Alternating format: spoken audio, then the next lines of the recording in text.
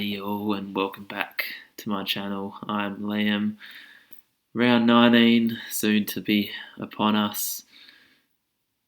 5 rounds to go. Next week is the first week of league finals. No, I'm not in many, going by how my season's going, but hopefully some of you are doing decent in those and moving up the ranks for these final weeks. So my team for this week made the 2 trades already. Newcomb down to kind of west. I went west over Durham. I've got a pretty good amount of flexibility already with Connolly, Sharp, Bianco, Harms in that as a defender mid, so I didn't need any more flexibility. I liked West's role. Played a lot through the midfield last week, and solid backup option to utilise if someone does go down, and if possibly I had donuts earlier in the week, I could have looped Sharp and West at this M8 spot for the next few weeks. Can't do it this week with Sharp, and both Sharps playing in the same game pretty early on in the week, and that left me enough cash to finally get rid of Haynes, whose role has completely changed since Buckley went down, having to play more of a key post. Utilise that cash to go up to a nicely priced Jake Lloyd at $6.70. He's been pretty consistent throughout the whole year. Hasn't had a massive score, but hasn't had any absolute shockers. Priced $200k from his starting price last year. He's 101 in his last 3. He's still averaging 97 for the year, so I feel like he is a very solid pick. He'll be a top 8 defender for the rest of the year. And at $6.70, I'll take that and run. I had the option of him or probably Dawson, but just for consistency, I went for Lloyd. We'll have to wait and see how that pick goes. Haven't been the best with 50-50s this year, but hopefully this one works out. Plans for the rest of the year. Heaney is probably one I want to get rid of. Sharp, ideally I can get to another premium mid, but he's probably got another 2 weeks of solid cash generation, and probably James Harms, probably the last upgrade. And if I have a bit of time, Riley O'Brien for probably those are the 4 I want to get rid of by the season's end. But probably injuries and all this exposure sites, 14-day quarantines, probably will have a big effect on what I'm able to do. But good things with teams this week. Kelly held, don't have to worry about him. Harms is back. So team is in a solid position. Hopefully I can improve my ranks over the next coming weeks after a pretty decent week last round.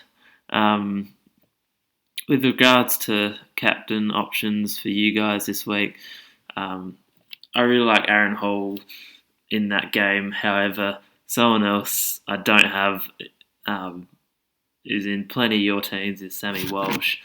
He could absolutely rack up. North has been a little stingy, be wary, but Parrish went to 128 last week. I feel like Walsh will probably do similar. He's probably one of the most popular VC options for this round. Another one is Ollie Wines against Collingwood. He's been beasting lately. Another VC option. You could even go Wines into Walsh.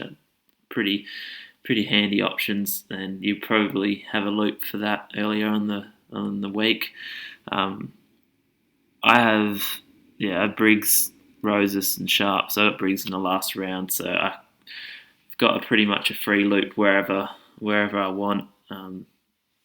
But Titch is probably my favourite captain option for me.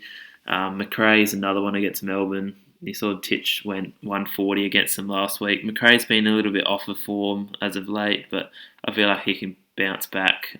He went big against the D's last time. For players I don't have, Jack Steele was a brilliant VC or captain option. Wherever you, uh, depending on who you else want to captain during the week. Took just be wary of Brisbane tag, but I feel like he's again just a solid VC option. Can't go wrong with that.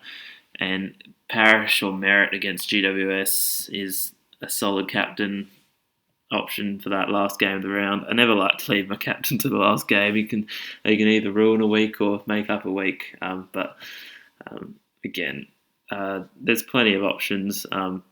A lot of safe ones, but probably my top three: Steele against West Coast, Mitchell against the Crows, and Walsh against North would be top three captain / VC options, depending on how you go with that. So that's captains sorted. I do have a possible loophole opportunity, which I will utilise. It might not work.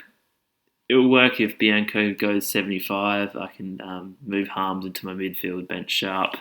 But I would only take it if Bianco goes over 75 with the form Sharp's in.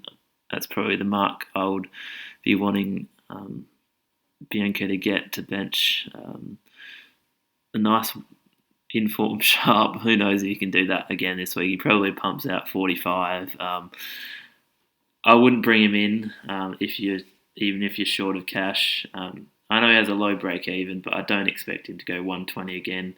Has a nice little role in the wing, but Brisbane tend to not give up too much to wingers. But I'm happy to play him on field this week. I would prefer a premium midfielder, but as I said, my cash generation hasn't been the best as of late, so he's just there behaving like a premium midfielder like he did last week.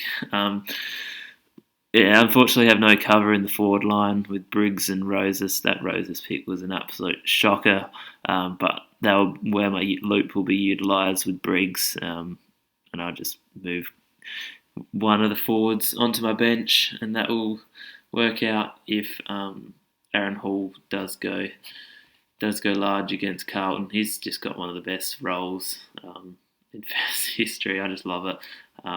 But that'll be a popular VC choice between Hall and Walsh. I would probably go Walsh just with how his form's been going, but Hall has a ceiling to match him.